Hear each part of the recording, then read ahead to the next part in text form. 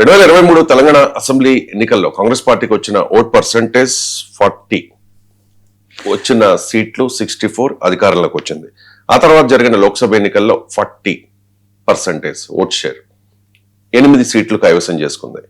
ఇక రీసెంట్ గా జరిగిన మున్సిపల్ ఎన్నికల్లో కూడా నియర్లీ 40% ఓట్ షేర్ వచ్చింది. మెజారిటీ మున్సిపాలిటీల్లో, మెజారిటీ కార్పొరేషన్లలో గెలిచిన పరిస్థితి. సార్, ఇక్కడ ఆంధ్రప్రదేశ్ లో కూడా జగన్మోహన్ రెడ్డికి వైఎస్ఆర్ కాంగ్రెస్ పార్టీకి 2024 అసెంబ్లీ ఎన్నికల్లో 40% ఓటింగ్ వచ్చింది సార్. అక్కడ 11కు మాత్రమే పరిమితమైంది. ఇక్కడ అదే 40% ఓట్ షేర్ తెచ్చుకున్న కాంగ్రెస్ పార్టీ మాత్రం ప్రతి ఎన్నికల్లో తన హవాను కొనసాగిస్తోంది. ఏంటి సార్ తేడా? అంటే ఫండమెంటల్ డిఫరెన్స్ ఏంటంటే, మన దేశంలో ఎలక్షన్స్ ఓటింగ్ ఆధారంగా సీట్లు ఉండవు. దీన్నే ప్రపోర్షనల్ రిప్రజెంటేషన్, దామాషా పద్ధతి అంటారు. ప్రపంచంలో కొన్ని దేశాల్లో పూర్తి స్థాయిలో దామాషా పద్ధతిని, కొన్ని స్థాయిలో 2 రకాలుగా ఉన్నాయి. ఇప్పుడు నేపాల్ ఉందనుకోండి, మనలాగా ప్రత్యక్ష ఎన్నికల ద్వారా సీట్లు ఫిల్ చేస్తారు, పార్టీలకు వచ్చిన ఓటింగ్ ఆధారంగా కూడా సీట్లు ఫిల్ చేస్తారు. కానీ మన దేశంలో ఉన్నది కాస్త ఫస్ట్ పాస్ట్ పోస్ట్ సిస్టమ్. ఎవరికి ఎక్కువ ఓట్లు వస్తే వాళ్ళు గెలుస్తారు. కాన్స్టిట్యున్సీలో ఒక కాన్స్టిట్యున్సీలో 1,00,000 ఓట్లతో గెలవచ్చు, ఇంకో కాన్స్టిట్యూన్సీలో 10 ఓట్లతో ఓడిపోవచ్చు కూడా. సో అందువల్ల మన దేశంలో ఓటింగ్కు సీట్లకు కన్వర్షన్ రేట్ సంబంధమే ఉండదు. మీకు ఆంధ్రప్రదేశ్లో మీరు అన్నది ఇప్పుడే కాదు, 2019లో టీడీపీ ఓడిపోయినప్పుడు కూడా 40% ఓటింగ్ వచ్చింది. వాళ్ళకు 23 సీట్లు వచ్చాయి. ఇటీవల 2024 ఎన్నికల్లో కూడా 40% ఓటింగ్ వచ్చింది. మీకు వైఎస్ఆర్ కాంగ్రెస్ 11 సీట్లే వచ్చాయి. కానీ తెలంగాణకు వచ్చేవరకు ఏంటంటే, some of the 2 sides is always greater than the third side అంటారు. జామెట్రీ సూత్రం ఇది. అంటే ఒక త్రికోణంలో 2 భుజాల పొడవు 3వ దానికన్నా ఎక్కువ ఉంటుంది మీకు. సో ఇక్కడ తెలంగాణకు వచ్చేసరికి మీరు అన్నట్లు 2023 అసెంబ్లీ ఎన్నికల్లో 39.4% వచ్చింది మీ కాంగ్రెస్కు, 37.3% వచ్చింది బీఆర్ఎస్కు. ఒక 2% డిఫరెన్స్తో అధికారమే వచ్చేసింది. మీకు లోక్సభ ఎన్నికలకు వచ్చే వరకు కూడా కాంగ్రెస్కు 40.1% వచ్చింది. మళ్ళీ ఇప్పుడు మున్సిపల్ ఎన్నికల్లో 39.87% వచ్చింది. అంటే వరుసగా 40% ఓటింగ్ కాంగ్రెస్కి వస్తుంది, వరుసగా విజయాలు సాధిస్తూ వస్తుంది. సో మీకు డిఫరెన్స్ ఏంటంటే, ఎప్పుడైనా మీరు ఈ 3 ఎన్నికలు తీయండి, కాంగ్రెస్ 40%, బీజేపీ బీఆర్ఎస్ కలిస్తే మోర్ దెన్ 10% ఎక్కువ ఉంటుంది. మీకు అసెంబ్లీ ఎన్నికలు తీసుకున్నాను, 2023 అసెంబ్లీ ఎన్నికలు బీఆర్ఎస్కు 37.3%, బీజేపీకి 13.9%, నియర్లీ 14%, అంటే 51.2%. సో 37.3% బీఆర్ఎస్కు, 13.9% మీకు బీజేపీకి, 2 కలిపితే 51.2%. కాంగ్రెస్కి వచ్చింది ఎంత? 39.4%. సో క్లియర్గా nearly 12% difference, more than 11% difference.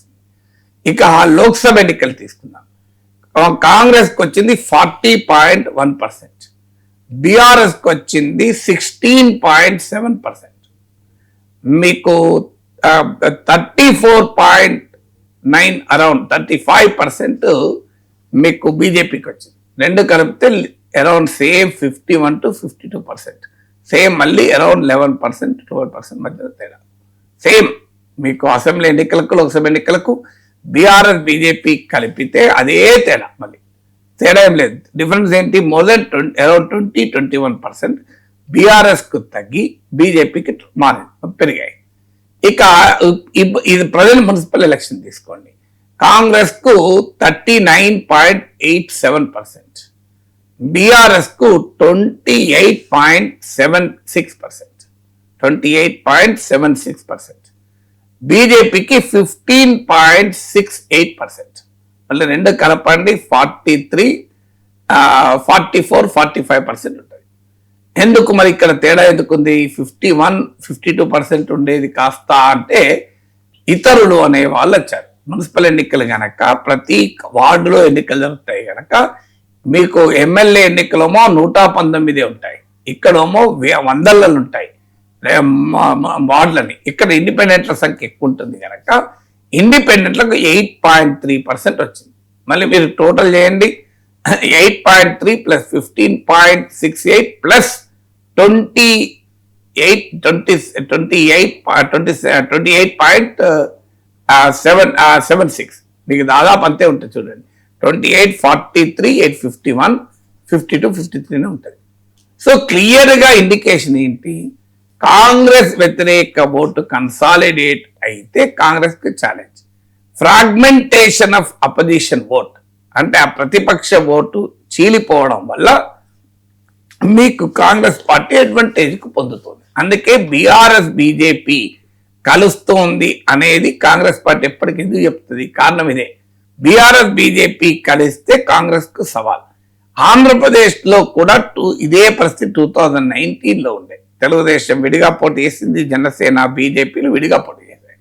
తర్వాత పవన్ కళ్యాణ్ ఆంధ్రప్రదేశ్ లో వైసీపీ వ్యతిరేక ఓటు చీలకూడదు అనే అంశాన్ని తీసుకురావడమే గేమ్ చేంజర్ గా మారింది. అందుకే నాలాంటి వాళ్ళు పవన్ కళ్యాణ్ 2024 ఎలక్షన్ సమయంలో మ్యాన్ ఆఫ్ ద మ్యాచ్ అని చెప్పింది. అందుకే చంద్రబాబు నాయుడు బాలకృష్ణ షోలోనే గేమ్ చేంజర్ అని చెప్పడానికి కూడా కారణం అది. ఎందుకంటే వైసీపీ వ్యతిరేక ఓటు చీలకూడదు అని పవన్ కళ్యాణ్ తీసుకున్న స్టాండ్. అంతకుముందు పవన్ కళ్యాణ్ టీడీపీని విమర్శిస్తూ, లోకేష్ విమర్శిస్తూ అనేక సార్లు చంద్రబాబు విమర్శిస్తూ మాట్లాడాడు. కానీ వైసీపీ వ్యతిరేక ఓటు చీలకూడదు అనే స్టాండ్ తీసుకున్న పవన్ కళ్యాణ్ మొత్తం అరిథమెటిక్ అండ్ కెమిస్ట్రీ మార్చేశారు. సో అందువల్ల టీడీపీ జనసేన కలవడం వల్ల మీరు వైసీపీ ఇబ్బందులో పడ్డారు. అందుకే మీరు ఇప్పటికీ వైసీపీని గుర్తించే టీడీపీ జనసేనల మధ్య డివిజన్ తేవాలనేది సాయశక్తులా ప్రయత్నిస్తారు. అందుకే అంబటి రాంబాబు ఇష్యూ వస్తే కాపు కార్డు ప్రయోగించిన, పవన్ కళ్యాణ్ అన్యాయ అవమానం జరుగుతోంది అని, ఆయన పవర్ అమ్ముడు పోయాడని, ఇలా రకరకాల రూపాల్లో అటాక్ కారణం ఏంటి? ఈ ఎలక్టోరల్ అరిథమెటిక్ ను బ్రేక్ చేయాలి, ఈ ఎలక్టోరల్ కెమిస్ట్రీని బ్రేక్ చేయాలి. సో బీఆర్ఎస్ బీజేపీల మధ్య ఆ ఎలక్టోరల్ కెమిస్ట్రీ లేదు కనుక ఆ ఎలక్టోరల్ అరిథమెటిక్ అడ్వాంటేజ్ గా మారడం లేదు. మీకు ఆంధ్రప్రదేశ్ లో టీడీపీ జనసేనల మధ్య ఎలక్టోరల్ కెమిస్ట్రీ, పొలిటికల్ కెమిస్ట్రీ ఉంది కనుక మీకు అక్కడ వైసీపీకి ఛాలెంజ్.